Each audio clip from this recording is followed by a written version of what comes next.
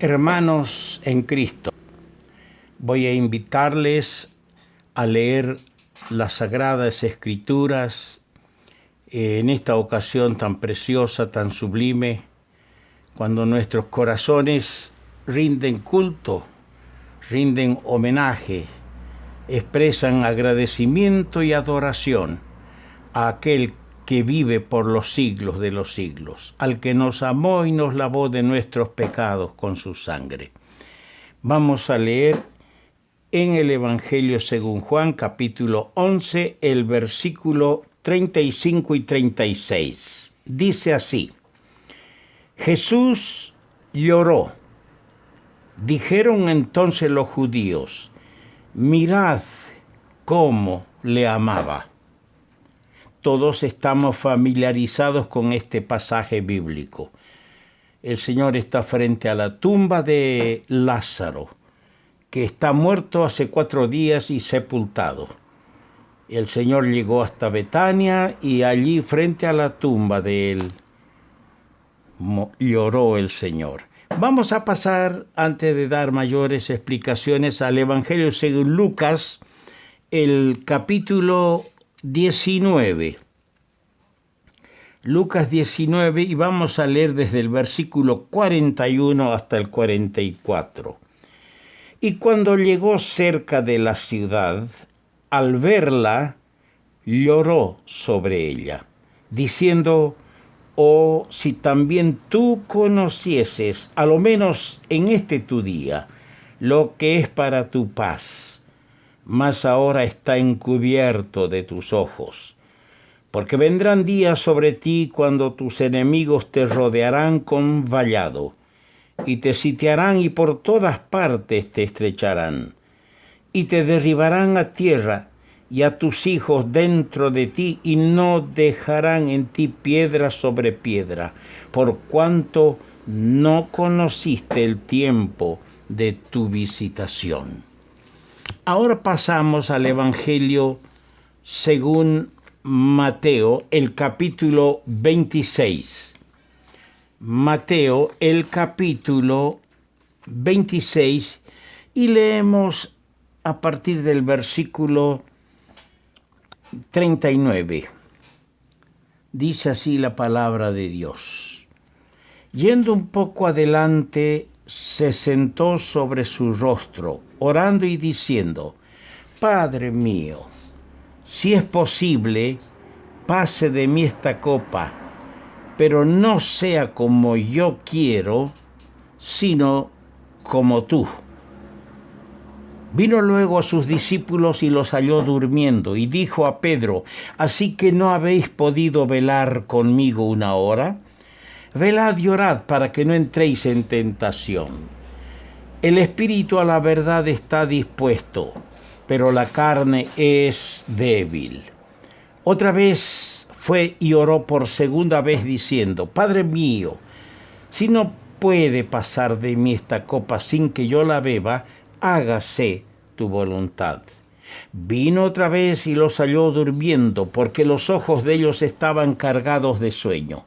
Y dejándolos se fue de nuevo y oró por tercera vez diciendo las mismas palabras.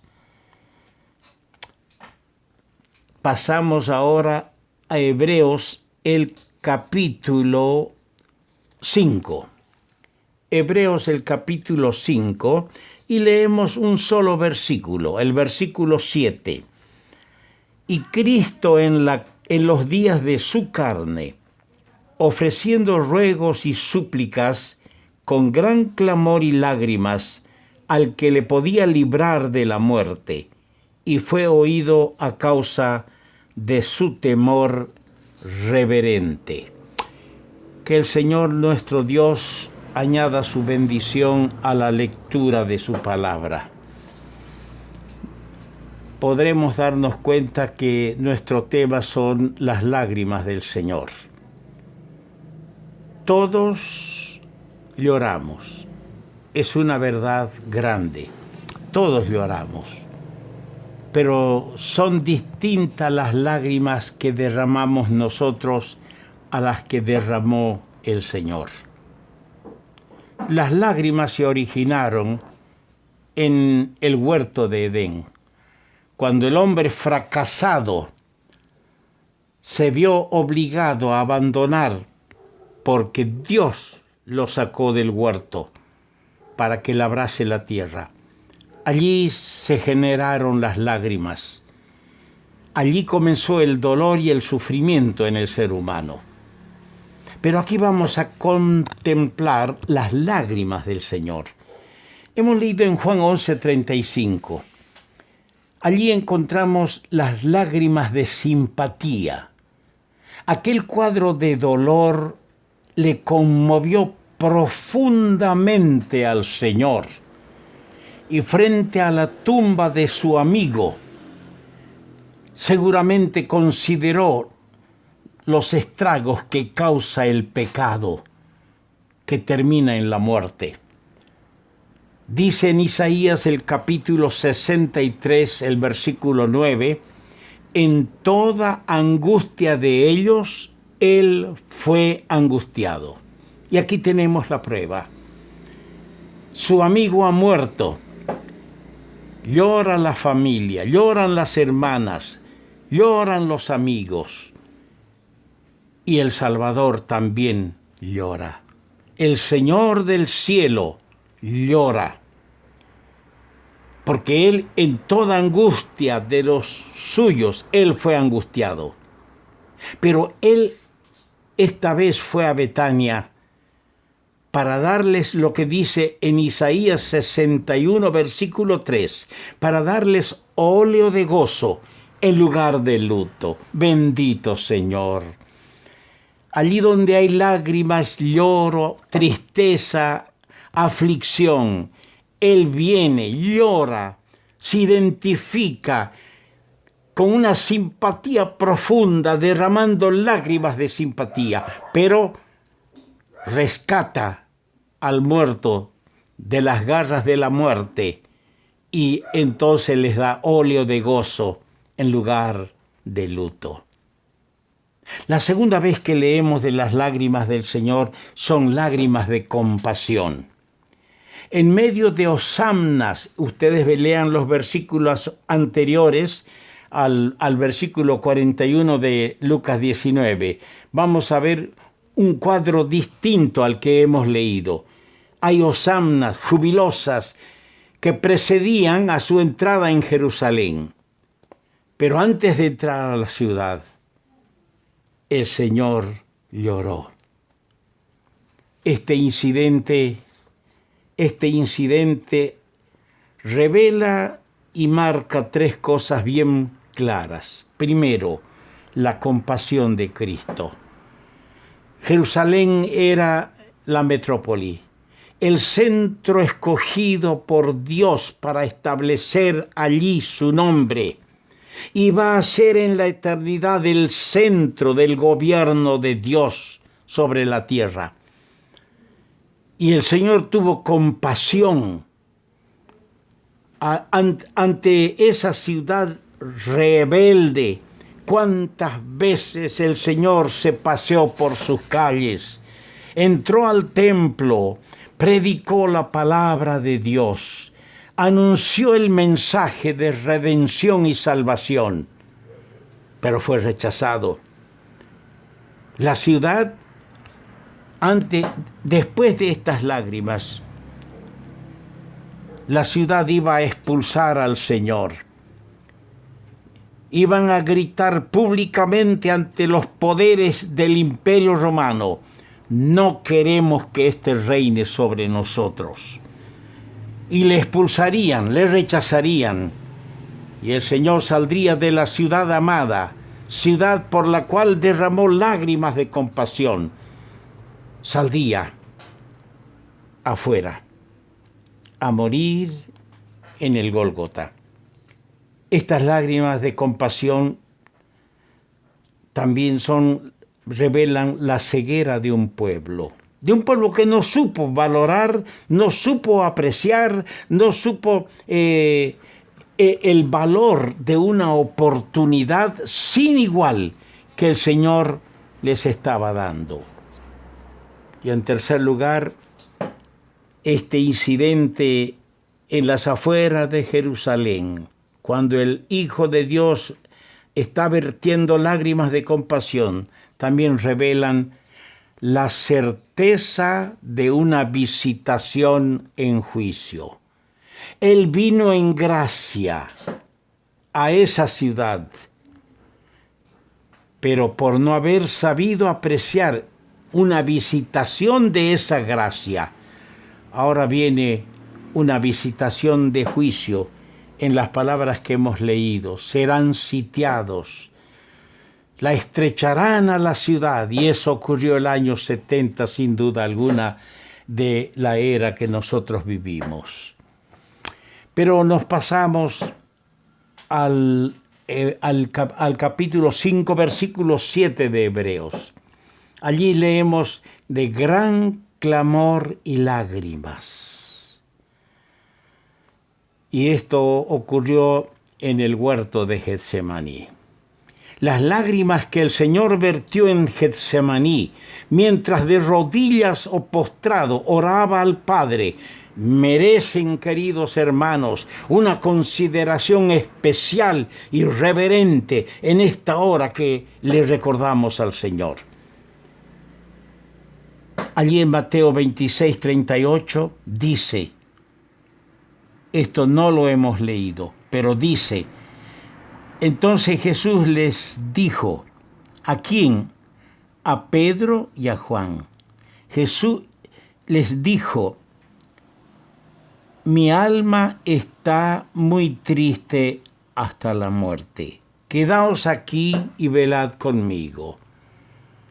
Mire, invitaba buscando la compañía de ellos. Velad conmigo. Esto revela que allí el Señor derramó lágrimas de soledad. El mejor incienso que haya subido al Padre fue el que se elevó desde la penumbra del huerto de Getsemaní. La noche que Jesús fue entregado, fueron las lágrimas del Señor, lágrimas de soledad, porque aquella noche toda la hostilidad que le rodeaba lo puso a él frente al madero, frente a la magnitud de nuestro pecado, al monstruo de nuestro pecado. Leemos en Marcos el capítulo 14, el versículo 35. Yéndose un poco adelante, se postró en tierra y oró que si fuese posible, pasase de él aquella hora. Dice, se postró en tierra. Allí tenemos lágrimas de humillación. 5 cosas podemos rescatar de las lágrimas que el Señor vertió, como dice en Hebreos 5:7, gran clamor y lágrimas. Hemos visto la primera, lágrimas de soledad, pero aquí en este pensamiento de Marcos 14:35 tenemos lágrimas de humillación. Estas lágrimas se vierten cuando un golpe injusto nos ha herido. Estas lágrimas de humillación, cuando algo injusto nos ha lastimado. ¿Quién más herido y humillado que nuestro bendito Salvador? Se humilló hasta la muerte. Sus palabras cuando predicó fueron rechazadas. Su amor fue despreciado. Sus obras a favor de los pecadores fueron atribuidas al poder del diablo. Su honra fue mancillada. Y ahora allí en el huerto, esa noche, postrado, conoce toda la humillación que faltaba. Todos los ultrajes caerían sobre él hasta morir en el madero. Se cumplió lo que se define en el Salmo 22, versículo 6. Mas yo soy gusano y no hombre. En este mismo Evangelio de Marcos 14, verso 36, leemos, y decía: Abba, Padre, todas las cosas son posibles para ti.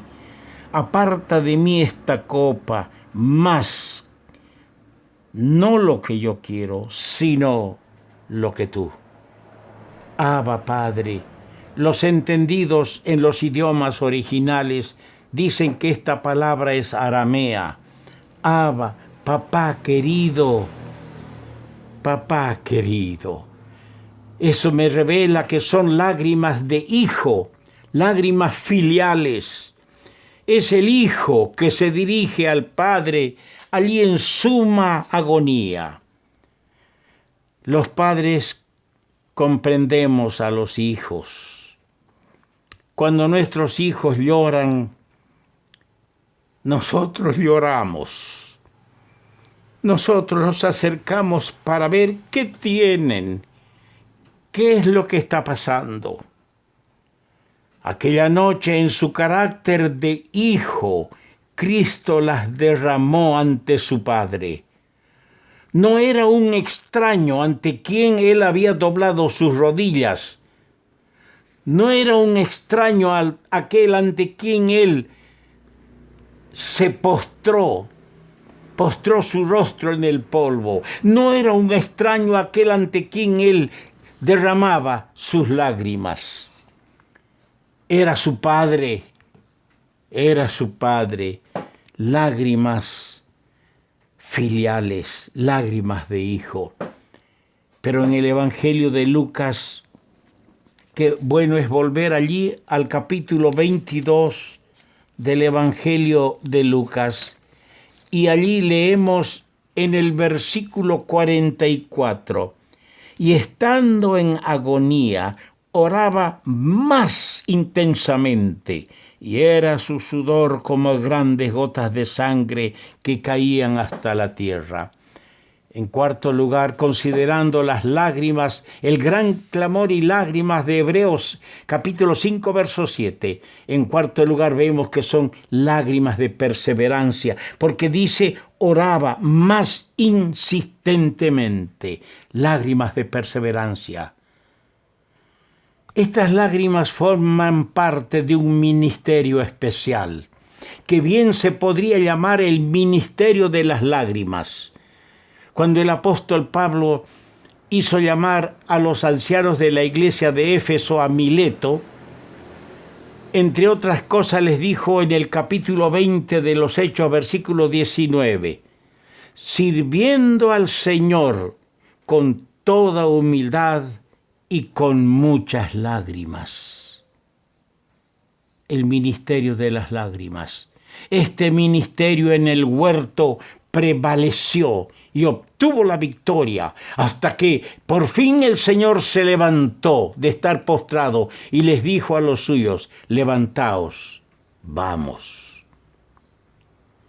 Y en el mismo Evangelio de Lucas capítulo 22, el versículo 42 leemos, diciendo, Padre, si quieres, pasa de mí esta copa, pero no se haga mi voluntad, sino la tuya. Padre, si quieres. Aquí podemos leer lágrimas de resignación. Estas lágrimas en el ser humano expresan debilidad. Cuando una persona se resigna a lo que venga, en el ser humano expresan debilidad y derrota. Pero la frase, no se haga mi voluntad, sino la tuya, supo dejar las cosas en las manos del Padre. Son las lágrimas que se vierten cuando dejamos que las cosas sean como el Señor quiere. Oh hermanos, cómo quisiera en esta hora que mi alma penetre las profundidades de las lágrimas que el Señor derramó en el huerto de Getsemaní, para entender el valor, el precio de mi redención y de mi salvación. Pero en esta naturaleza finita, en esta naturaleza fracasada, es poco lo que puedo comprender. Llegará el día cuando la luz se hará perfecta y la mañana con toda su iluminación nos mostrará lo que el Hijo de Dios ha pagado para salvarnos de la eterna condenación. Que el Señor nos ayude a considerar sus lágrimas y seamos más agradecidos con Él.